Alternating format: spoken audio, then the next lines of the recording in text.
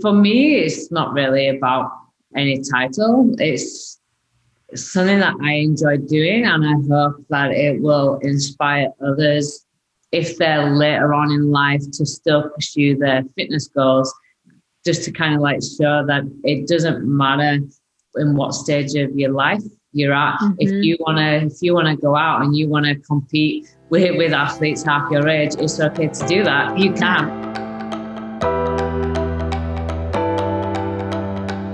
Hello, and welcome to Pursuing Health. I'm Dr. Julie Fouché, family physician and former CrossFit Games athlete. Here, I bring you information and inspiration to help bridge the gap between fitness and medicine and support your journey toward your healthiest self. In today's episode, I got to catch up with Samantha Briggs, who has been a staple athlete within the CrossFit community for well over a decade. Her nickname, The Engine, was coined from her incredible work capacity in the longer events, but now it seems to apply to her longevity in the sport as well. Sam is a 9-time CrossFit Games competitor, the 2013 Fittest Woman on Earth, and in 2022, she has her sights set on becoming the fittest 40-year-old in history. It's been over 3 years since Sam has joined me on the podcast, so I was really excited to have the chance to catch up with her and learn more about what she's been up to lately. We talked about several of the philanthropic endurance challenges she's taken on, her world record time at the Spartan Games, how she's adapted her training over the years, and what drives her to continue working hard in the gym day in and day out. Now, before we dive into the episode, I do want to make it clear that this podcast is for general information only and does not provide medical advice. I recommend that you seek assistance from your personal physician for any health conditions or concerns. Now, let's get to the episode.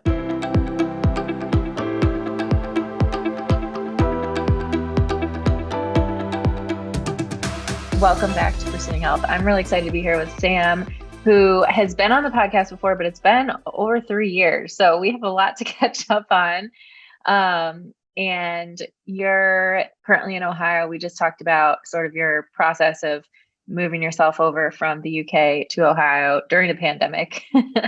But a lot else has been going on during the last 3 years too. And particularly in the last year, I think with the pandemic and also everything that's changed in CrossFit. I mean, so many things. And you've been involved in CrossFit for so long. You've seen a lot of changes, but I'm really curious what the past year was like for you from a CrossFit Games athlete perspective. Yeah, I mean, I think the year started with obviously the pandemic hitting. As an athlete, competitions were starting to get cancelled.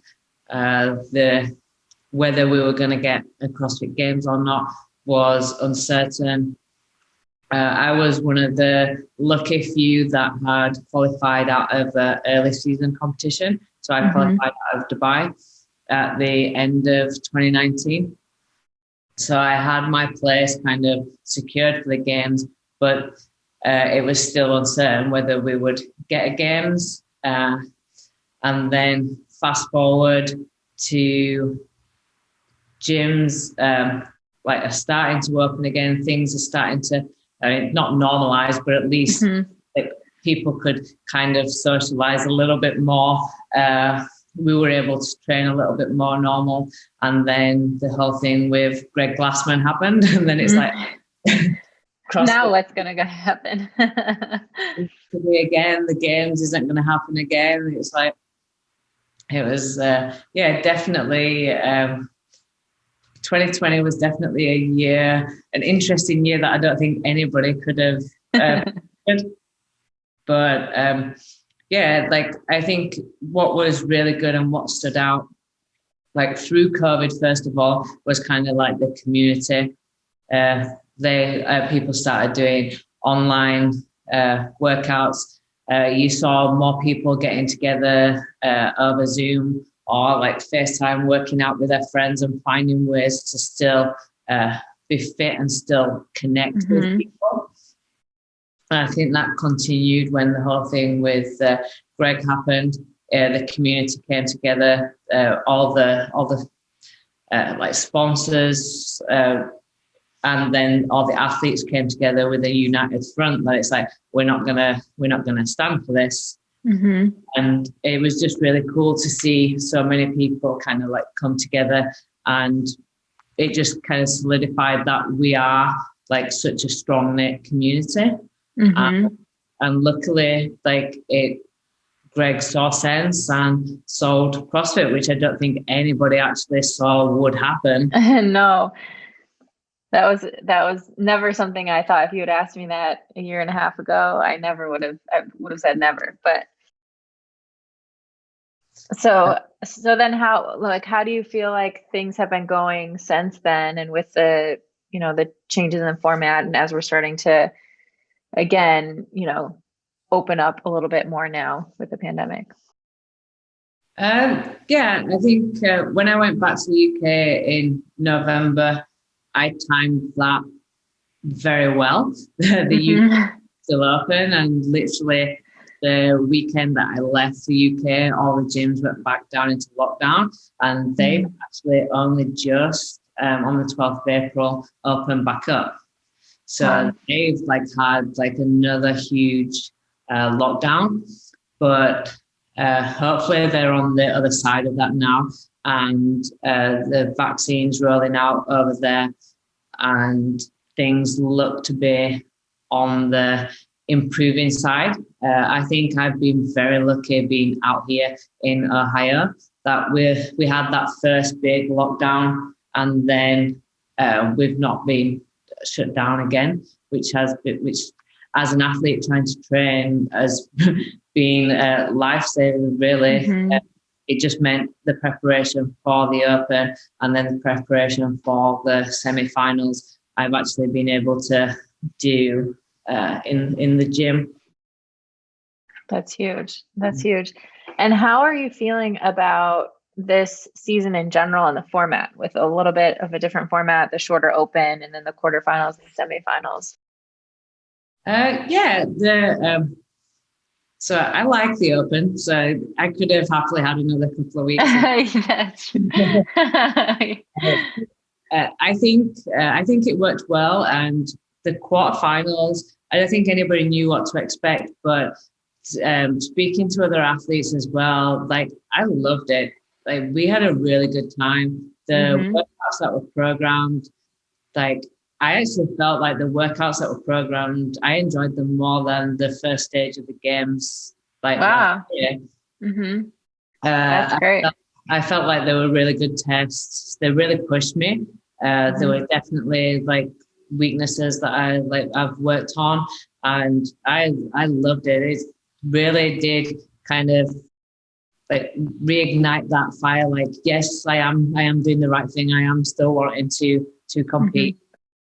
That's amazing. And I saw congrats on your 225 front squat for 4. That's huge. Yeah, no, it's something that we've been working on just as an older athlete. In the past, I've struggled a lot with my knees. So squatting heavy has always been a little bit of a struggle, but we've been doing things slightly different and changing things up. And so the games last year, the 1 rep max test, I hit 225 for 1, which was the most I'd hit since coming back from my elbow surgery. Wow. And then to then match that for 4. I was over the moon. It was when you go into something, you have an idea of what you want to hit. And that was the number that I was if everything goes right, that's what I want. And one of the girls in the gym, I said to her before I started, what do you think I should open up at? And she was just just it. Just put it on there. Put 5 on the bar and go get it. Okay, so I literally just did that 1 lift. Wow, that's amazing. That's so awesome. Because we had 20 minutes afterwards, they were like, come on, go again. And I couldn't even get 1 rep at 2. I was shaking so much after the 4 rep. And as my Instagram name is biceps like Briggs, I got in my bicep on the 4th rep. That's how you know you really gave it everything you had on that 1 attempt.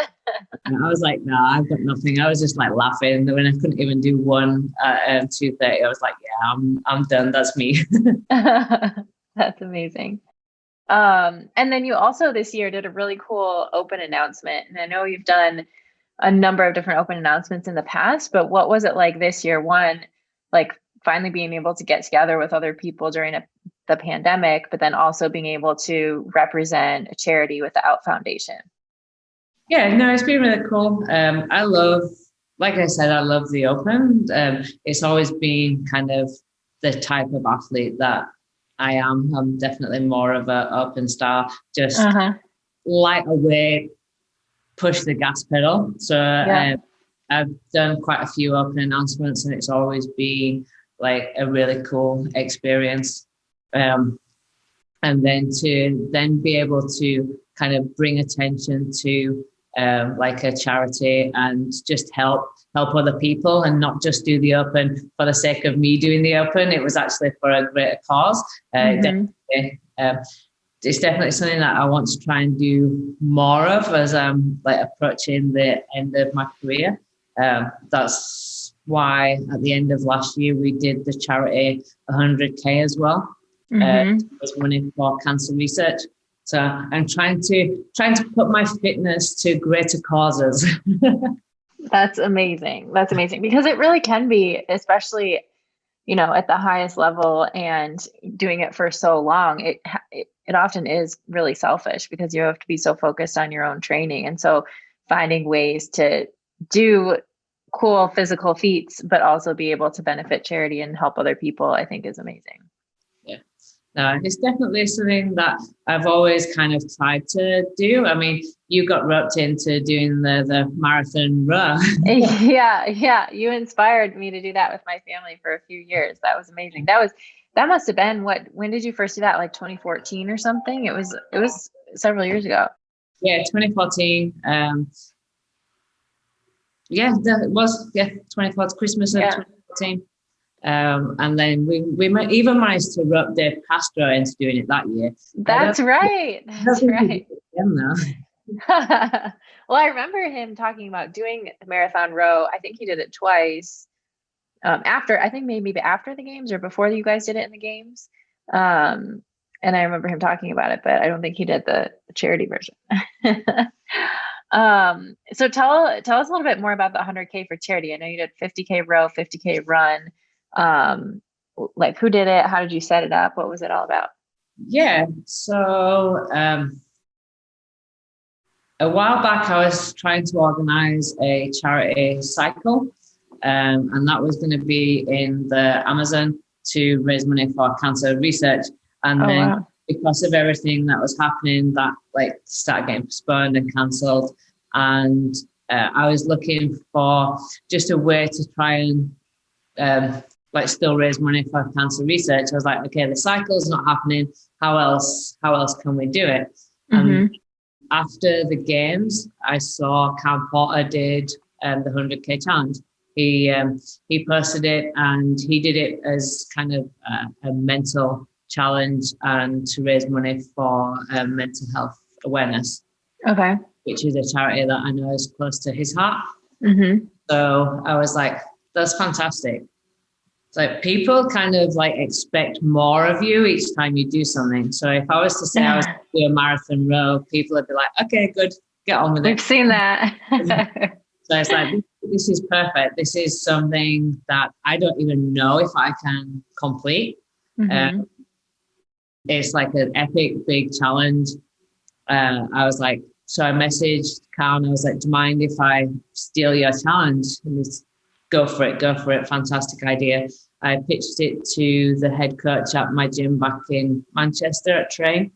And he was like, yeah, that's fantastic. I was like, you're doing it too. By the way, you're doing it with me. So we came up with the idea to try get, because the gyms had been shut, but would have been open at the time. We came up with the idea to try get more people involved, and people were doing it in pairs. We'd set the gym up, we'd make everything, we'd get some music going, we'd get food in, and we'd just make it into a big kind of celebration of fitness and try and raise as much money as we could for charity. So we had 16 like rowers at the gym, and so you could buy a seat on the rower. Okay. So you bought your place in the challenge, and that was how we raised the money for charity. And then they could friends and relatives to then also sponsor them to get more money. And there was 5 of us at my gym that did it solo. The rest did it as pairs or in 3s. And when we started posting about doing it, more gyms were getting in touch to see how they could get involved. And I think we had another 5 or 6 gyms in the UK get involved. And then there were a couple of gyms in Europe and a few gyms in America joined in on the day, all doing the challenge. And just my gym and a couple of other gyms that sponsored through my site, we raised £10,000 for cancer research. And that's not including a lot of the other gyms who were also raising money but used their own site. Wow, that's amazing. And so cool to see, that's what's so amazing about the CrossFit community, just seeing other gyms get involved and bringing more people into it. And what a great thing to do too at the end of 2020 with such a crazy year. Get that light back on. And, speaking of endurance challenges, I think that's one of the other things that obviously you're known for in CrossFit is your endurance, but you've also been getting into, you've set records in other places too. I know with rowing, and you recently did a Spartan race as well. So can you talk a little bit about what that was like? Yeah, so it was actually the Spartan Games. They came up and they'd done something of a smaller scale in 2019, and they wanted to do something of a more epic scale, kind of, in their words, kind of their version of the CrossFit Games, but for multidisciplined athletes instead of just CrossFit athletes. And they got in touch with me. It was 1 week after stage 1 of the games. So I had 1 week of being lazy and eating what I want. And they were like, we're going to do the Spartan Games. Do you want to take part of it? It's like, when's it going to be? In 2 weeks' time. Okay. And it was an in-person competition. They were out at a ranch in Pittsford, Vermont, and we had to get 2 COVID tests. They created a bubble, and then it was kind of like for 5 days, life was normal. We were exercising. You could have people. We were all sleeping in a barn. It was like we were in dormitory. Like we were on. Wow. What a cool experience. Definitely. It was a fantastic experience. The first day that we got there and we're sleeping on cots, me and Christy O'Connell was taking part as well. We're like, what have we got ourselves in? What are we doing? There's like 12 of you. There's 12 of you sharing like a room, and then the boys were on the floor above us, so all you could hear was them like making noise, walking around. What have we got ourselves in for? And but the next day when you're doing the events and you're just giving your all, you're so tired at night, you're climbing in, and those cots by the 3rd night were like, feel really comfortable. Oh, I've missed this bed.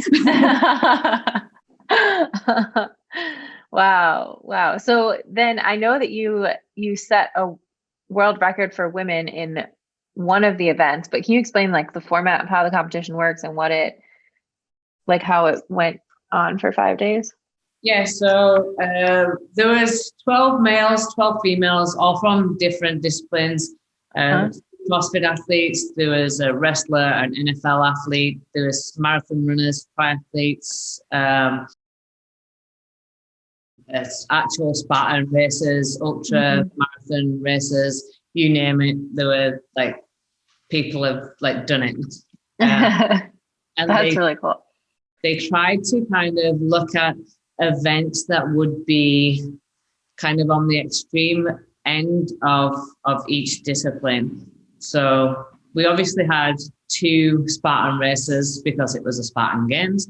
Then we had what they called the Highland Games. So we had Stone Lake, Tug of War, and the Kaiser Hammer, like from had at the games.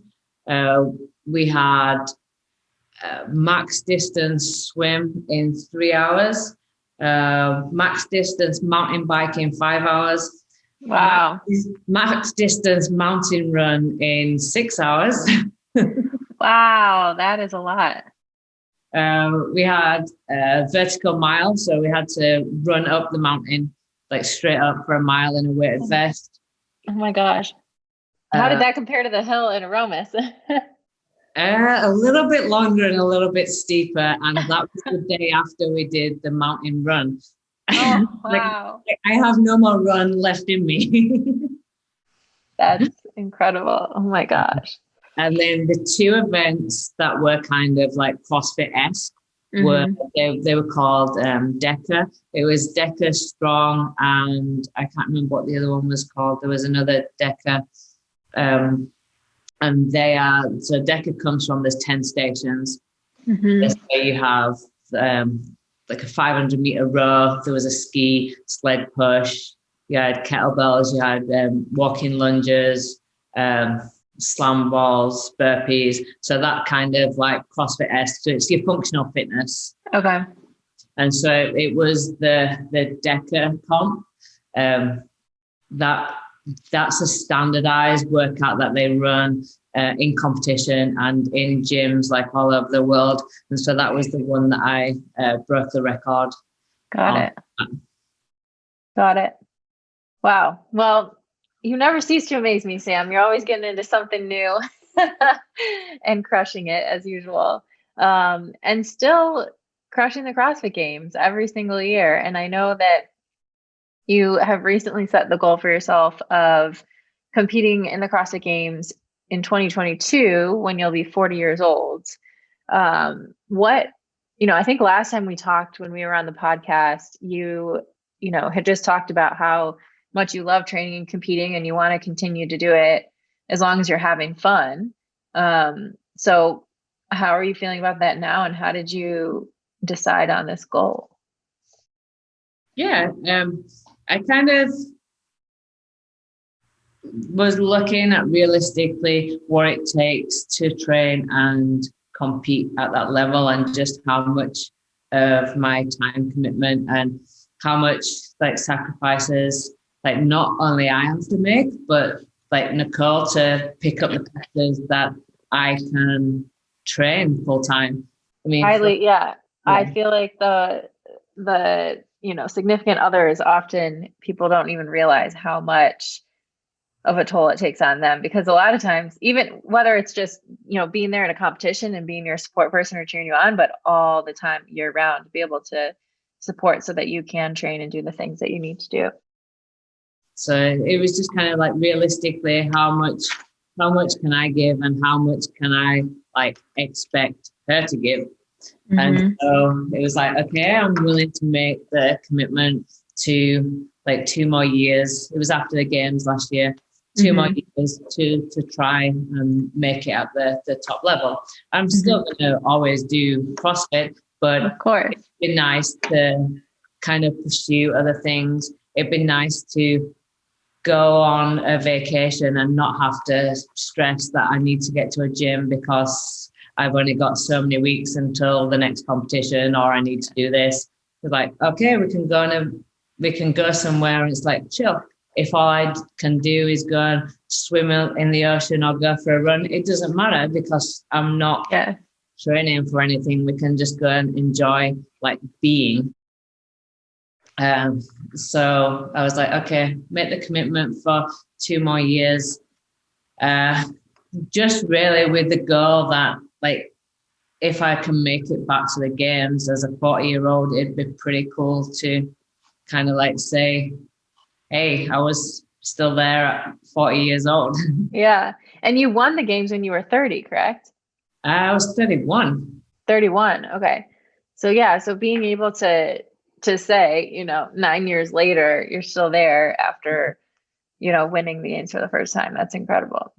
And then I saw that you'd actually talked to HQ about it, or at least Justin Berg about it, and they were really supportive and said that they would actually give you the title of fittest 40-year-old in history if you were at the games in 2022, which I don't think anybody can argue with that, knowing everything that you've done and accomplished. But that has to feel pretty cool too, just to have their support. Definitely. For me, it's not really about any title. It's something that I enjoy doing, and I hope that it will inspire others to, if they're later on in life, to still pursue their fitness goals, just to kind of show that it doesn't matter in what stage of your life you're at. Mm-hmm. If you wanna go out and you wanna compete with athletes half your age, it's okay to do that. You can. You can, Sam, for sure. No, I think anyone can. And I think it's so inspiring to see what you've done, and just to see, your passion for it, and to say hey, I love doing this and I'm going to keep doing it, and keep just surprising people and breaking records and doing all kinds of incredible things. So it's been incredible to watch, and I'm really excited for you. And I don't think anybody doubts that you will be able to be there at the games in 2022. We've got to concentrate on this year first. Semi-finals coming up. I think 7 or 8 weeks until my semi-final. Where is your semi-final? So we've just been moved online, which I'm a little bit upset about, but it was kind of inevitable. In the back of my head, I was trying to be it's going to be online, but there's still a part of me that was still had some hope. It's still saying that it's going ahead. It's still saying it's going ahead. Yesterday that it's they're going online. But I'm still going to go back to the UK for it, just to be on the right time zone as them, and do the competition, get to spend a week with my coach, and then actually do the semi-finals head-to-head with Emma McQuaid.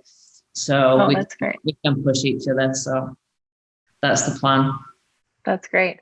And what is your approach to training like now compared to maybe 3 years ago? I can imagine that every year you obviously learn things and adapt and adjust, and you've been through many injuries yourself too. But what is your training approach like right now? We've experimented with a few things, and we've changed a few things up now. So at the moment, I'm still doing quite a high volume training. I still enjoy that and still do pretty well, but we've just kind of flipped things around a little bit. So on a morning, my training's pretty chill now. I do a lot of movement mechanics, a lot of kind of mobility, and do some steadier cardio work, not as intense, and core work. And then the afternoons are my intense training block. And we've been finding that just having that, even though the training session is a 3 hour long battery, we've been finding that I'm recovering better with a more relaxed, chilled morning and just hitting everything in one solid block, rather than doing some stuff in the morning and then some stuff in the afternoon. And yeah, that tends to be working a lot better. Like I was saying about the squatting. So I struggled pretty much all my life on and off with knee pain, and we reverted back to back squatting, low bar back squat. So putting more demands on the posterior chain instead of, because I don't know if anybody's noticed, but I don't typically have big quads. Not like the biceps. So there's less of that frontal knee pressure. Okay. So back squats heavy, more posterior activation, and then obviously when I'm snatching, cleaning, and front squatting, overhead squat, that's still working that frontal domain. Mm-hmm. And I've just found with the less pressure now that the back squats more in the posterior. I mean, touch wood, I've not had any knee pain for the last just over a year now. That's amazing. Because you fractured your knee, your patella at one point, Yeah, correct? that was 2012. Mm-hmm. Wow, well, that's amazing. Yeah. I've always been impressed with how much you have been willing to adapt your training and try different things and see what works and really focus on your mechanics over the course of, your entire CrossFit career. And obviously it's still a process. You're still tweaking and changing things and finding out what works for you in different stages.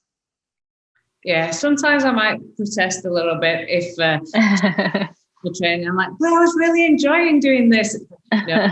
This now. And so it might be a week or two before I'm like, oh, okay. And how long have you been with your coach, James Jelsey? So we worked together 2010 to 2014. And then we had a little break while I was out in the US. And then I started back with him 2016 before I needed my shoulder surgery. Okay. So you've been with him for a long time. He knows you pretty well as an athlete. Yeah. Yeah, we know each other pretty well. Sounds like it. It sounds like it. Anything other than the front squat that you just did, anything else that you are particularly proud of recently that you've been really working on that you've seen improvement in? So I think I got redemption on the snatch burpee box jump workout in the quarterfinals too. Before I went into that workout, all I could remember envisaging was, I think it was 2016 regionals with the squat snatch ladder. I'd been working on my snatches so much, and then got to regionals and went out there and I failed 135 so many times. And I think I just made it under the cap onto the 145 bar and got a couple of reps. And then the whole of the rest of the regionals, I was fighting my way back to qualifying spot. So all I could think about before doing that workout was just memories of the failing the 135. Oh gosh.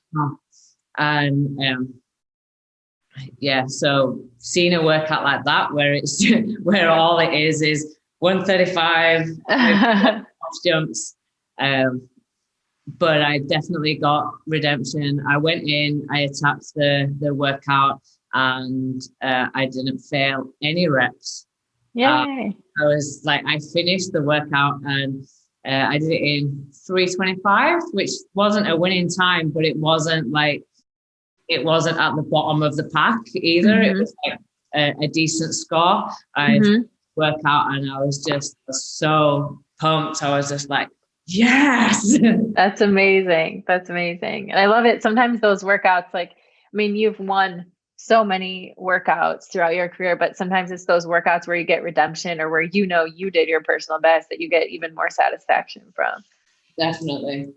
That workout I look at, I'm the same with the front squat. I look at it's I'm not going to win, but if I can do something that I've not been able to do before, and it's my ultimate best, it's they're the workouts that I'm the most proud of.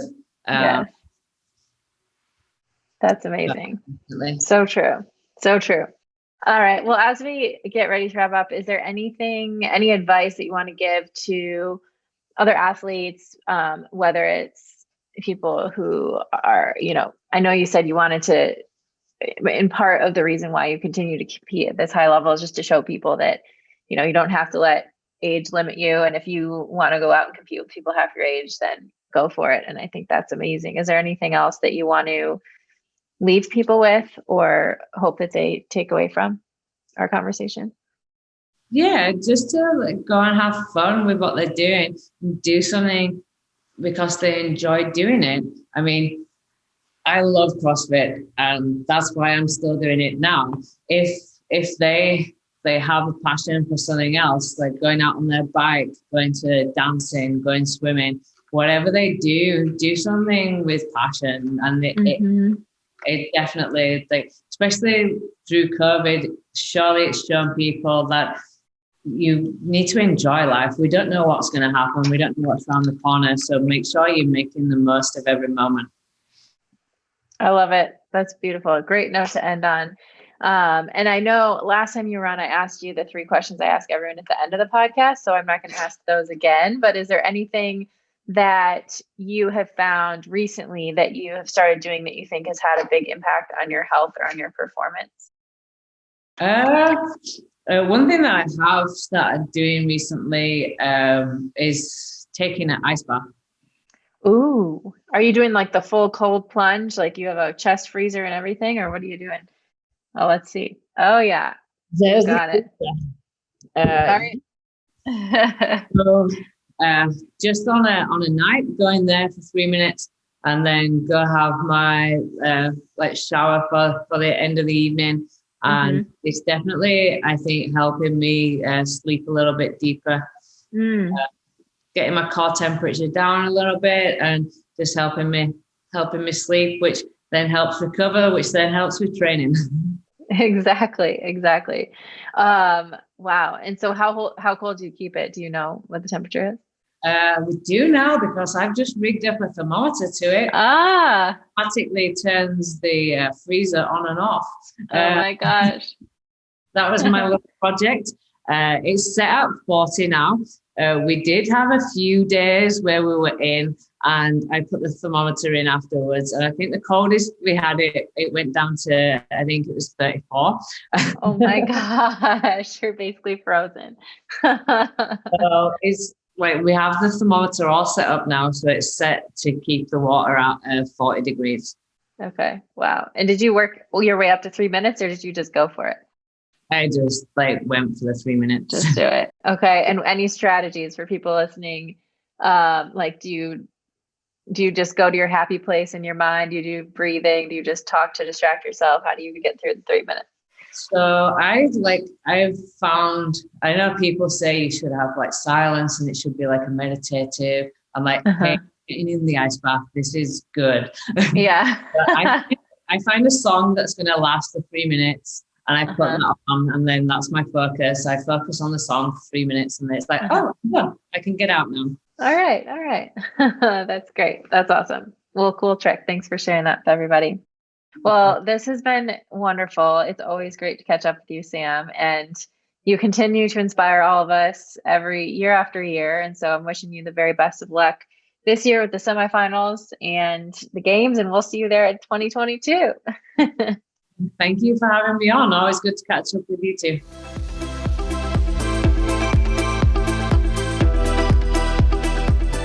Thanks so much for tuning in. If you enjoy listening to the podcast, please consider subscribing and giving it a 5-star rating on iTunes. It really does help to get the word out to more people.